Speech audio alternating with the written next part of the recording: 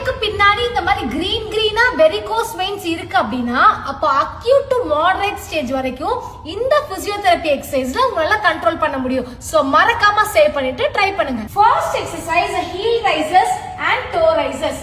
So இந்த மாதிரி heel rises ஒரு 20 டைம்ஸும் டோ ரைசஸ் ஒரு 20 டைம்ஸும் 2 to 3 செட்ஸ் மட்டும் ரிப்பீட் பண்ணிட்டு வாங்க.